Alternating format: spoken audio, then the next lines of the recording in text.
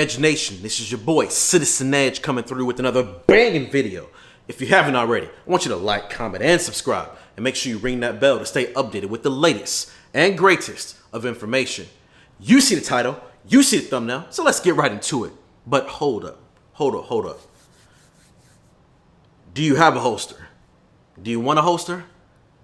Do you want to get a better holster? Then you need Better Holster. That's right. Utilize the link in the description below whenever you come into the market of a gun holster. Also, when you shop on Amazon, I want you to, from this point forward, think of your boy. Put in the Amazon promo code CitizenEdge-20 so that you can help out the channel.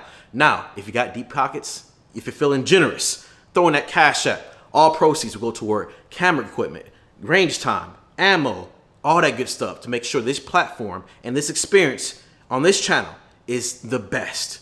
So, now that we have that out of the way, let's do a weapons check. All day, every day. I don't care if you're going to the toilet, doing a YouTube video, watching a YouTube video, you got to stay strapped. Yes, unlike every other channel, on this channel, I keeps one in the chamber.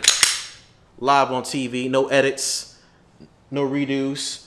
So, gotta put this bad boy back in the hole. Gotta stay ready, alert, safe, and smart. All right, so before the last video, make sure you check that video out, by the way. Negroes with Guns. I'm telling you, it's opening my eyes. Now is bad. These times are very bad. However, our forefathers, our ancestors, our actual fathers and mothers and aunts and elder people had it worst. The end result's still the same. Brothers and sisters unarmed being killed disproportionately compared to their non-black and white counterparts. That has to stop. We have to first educate ourselves, make sure that we never forget. We never forget what happened today, yesterday, and to our people. So that we can always stay ready, stay alert, safe, and smart, and stay strapped at all times. So in the meantime, between time, stay tuned and buy that book off Amazon.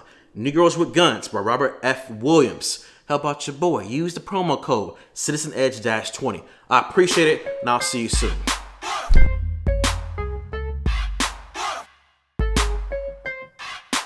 Life is a maze. Life is a face. Life is so full of crazy. The Ku Klux Klan started building and started intimidating the NAACP chapter. Now, Robert F. Williams was fresh out of the Marine Corps, and he wanted to actively get involved with the NAACP after he stated he experienced discrimination in the Marine Corps. So we move on to the point where they're actually intimidating, going through the neighborhoods of these African Americans, and they're, firing pistol rounds. They actually, on one occasion, which is mentioned in the book, how they grabbed a young black sister and put her at gunpoint and made her dance in the middle of the street. So we're going to pick up off where that situation happened and how they address these tensions. So let's pick up the reading and get right to it. When they discovered that this could not intimidate us, they're talking about the increase of the Ku Klux Klan. It went from only 3,000 members of the Ku Klux Klan to 12,000. Monroe, as it says in a book, Monroe, North Carolina, is only about 14 miles from the South Carolina border. If any of you ever been to South Carolina, they have a rich history in the Confederacy, a whole bunch of individuals who don't take kindly to melanated people. Trust me, I lived in Charlotte for 2 years. I know about South Kakalaki. Don't let nobody tell you different. Nonetheless, let's carry on. This is where we pick up. When they discovered that this could not intimidate us, they decided to take direct action. After their rallies, they would drive through our community in motorcades and honk their horns and fire pistols from the car windows. On the one occasion, they caught a colored woman, this is what I explained to you all, on an isolated street corner and made her dance at pistol point. At this outbreak of violence against our Negro community, a group of pacifist ministers went to the city officials and asked that the Klan be prohibited from forming these motorcades to parade through Monroe. The officials of the county and the city rejected their request on the grounds that the Klan was a legal organization having as much constitutional right to organize as the NAACP. As I'm reading this, I'm seeing a correlation with these militia patriot groups and the NFAC and the new Black Panther Party, Huey P. Newton, and other militia groups. History, as we know, repeats itself, okay? That's what's going through my head. Let me know what you think. Moving on to the next section. It's entitled, Self-Defense is Born of Our Plight. All right.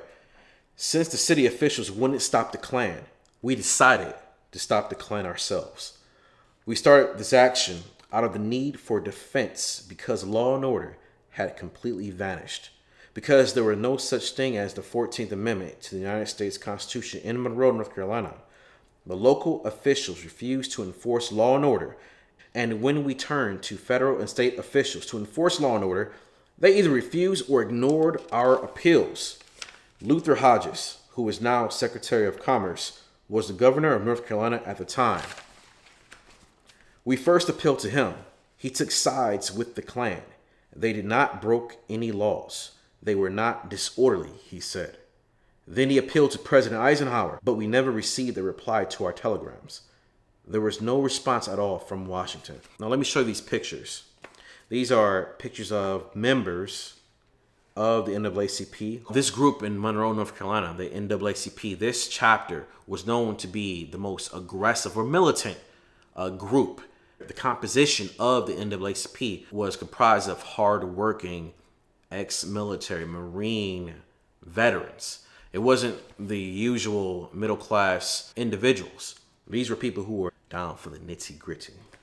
So here's some pictures here of people arming up, strapping up, rising to occasion. So check this out. See that picture there? Hey, black kings and queens teaching each other. That's the community right there. Yep. History repeating itself, people. Check it out. Look at that. All right, so let me carry on here. So we started arming ourselves. I wrote to the National Rifle Association in Washington, which encourages veterans to keep in shape to defend their native land, and asked for a charter, which we got. In a year, we had 60 members. Man, look at that response. 60 members. 60 members knowing the circumstance, knowing the precautions and the steps they already taken, and that they would have to go forward with arming themselves because law enforcement was going to stop them, local government was going to stop them, even reach out to the president. We had bought some guns too in stores, and later a church in the north raised money and got us better rifles. The Klan discovered we were arming and guarding our community. In the summer of 1957, they made one big attempt to stop us. An armed motorcade attacked Dr. Parry's house, which is situated on the outskirts of the colored community. We shot it out with the Klan and repelled their attack, and the Klan didn't have any more stomach for this type of fight. See? When they start busting, they get ready to bust back. Not many people, no matter what color, especially those who are the aggressor, who have not been infringed upon, who just pick at unarmed people. When those bullets start flying back, very few people want to stand their ground and move forward. After this clash, the same city officials who said the Klan had a constitutional right to organize met in an emergency session and passed a city ordinance banning the Klan from Monroe without a special permit from the police chief. I'm going to stop right there. That just shows when you are met with violence, you have to stand your ground, but not resort back to the same tactics, which made you a victim.